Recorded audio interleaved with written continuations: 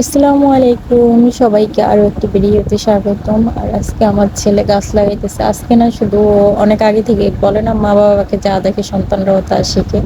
তো আমি একটু সবসময় গাছ লাগাইতে বেশি ভালোবাসি। তো আমার ছেলেও দেখে যে গাছ লাগাইতে অনেক বেশি ভালোবাসে। ও যেখানে কোনো গাছ পাবে, ফুলের গাছ বা পাতাবাহারের গাছ বা পাথরচূনা গাছ, যে কোনো গাছ টবে লাগানোর মতো পাইলেই সেখান থেকে নিয়ে আসবে। তারপরে সুন্দর করে যত্ন করে এটাকে লাগাবে, তারপরে পানি দিবে, পরিচর্যা করবে এবং বড় করে তুলবে। এবং আমার সাথে সাথে নার্সারিতে গিয়েও ও দেখবে ছোট ছোট টব, তারপরে বনজায় কতগুলো গাছ আছে যে সেগুলো ও কিনতে বেশি আগ্রহী করে। অনেক সময় টিফিনের টাকা বাঁচিয়ে ও গাছ কিনে নিয়ে আসে, টব কিনে নিয়ে আসে।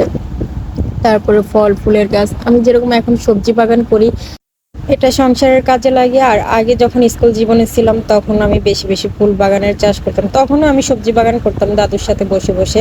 তো এই যে বাগান করা, গাছ লাগানো, এগুলো ছোটবেলা থেকেই অভ্যাস আমার। আর আমার আরো একটা অভ্যাস, এখানে আমার নানুরও কিছু ক্রেডিট আছে। আমার নানু কি করতো, যখন গাছ লাগাইতে যাইতো তখন কি করতো, বাসার যত আমরা যত কাজিনরা ছিলাম, ভাই বোনেরা ছিলাম, সবাইকে বলতো, আবার আমাকেও বলতো যে সবাই একটা দুইটা করে বীজ লাগাও, মানে কার ভাগ্যে কেমন ফলন হয় এটা দেখার জন্য। তো নানুও বলতো তুমি দুইটা লাগাই দিয়ে আসো, তুমি দুইটা লাগাই দিয়ে আসো। আমি এখানে অবশ্য তুমি তুমি করে বলতেছি, কিন্তু নানু তুই করে বলতো যে তুই দুইটা লাগাই দিয়ে।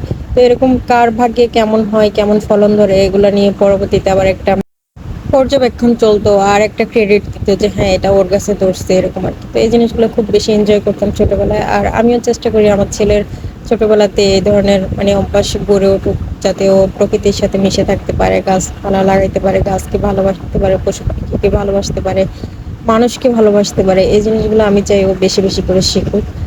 যাই হোক, ফিরে আসি রান্নাতে। আর আজকে সারাদিন বাসায় কারেন্ট ছিল না, মানে সেই সাথে পানিও ছিল না।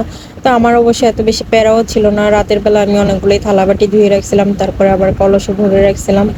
তো কারেন্টের অপেক্ষায় ছিলাম, কারণ বাসায় কারেন্ট না থাকলে, অন্ধকার থাকলে কাজ করতে একদম ইচ্ছেই করে না। তারপরেও আমি 12:30টার দিকে দেখলাম যে কারেন্ট আসতেছে না, তো খাওয়ার টাইম হয়ে যেতেছে, রান্না করতেই হবে। তো তখন কি করলাম, তাড়াতাড়ি চাউল ধুয়ে চুলায় চড়াই দিলাম। তারপরে ফ্রিজে তো মানে আমি খুলিই নাই, কারেন্ট ছিল না। তারপর ফ্রিজ থেকে ছোট একটা মাংসের পোটলা বের করলাম। আর আমরা যেহেতু মানুষ অল্প, আমাদের তরকারি, আমাদের রান্না বান্না অল্প অল্পই হয়ে থাকে। আবার কেউ আবার ভাবিয়েন না অন্য কিছু, কারণ যার যার সামর্থ্য অনুযায়ী, যার যার মানুষজন অনুসারে সে এসে রান্না করবে।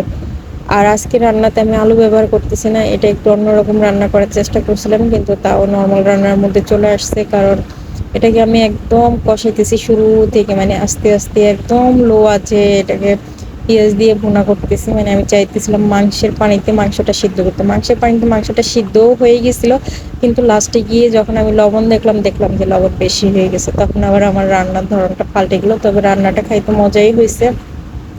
তারপরে আরেকটু পানি দিয়ে মানে বয়েল করে নিয়েছিলাম। আর পাশে চুলায় ডাল রান্না হচ্ছে, ডাল রান্না অলরেডি হয়ে গেছে, আমি ওইটার ভিডিও নিয়ে নিই। আর আজকে আমার একদম কাজ করতে ইচ্ছে করতেছিল না, যেহেতু বাসায় কারেন্টও নাই, পানি নেই। বাসায় কারেন্ট পানি না থাকলে কাজ করার ইচ্ছাও থাকে না।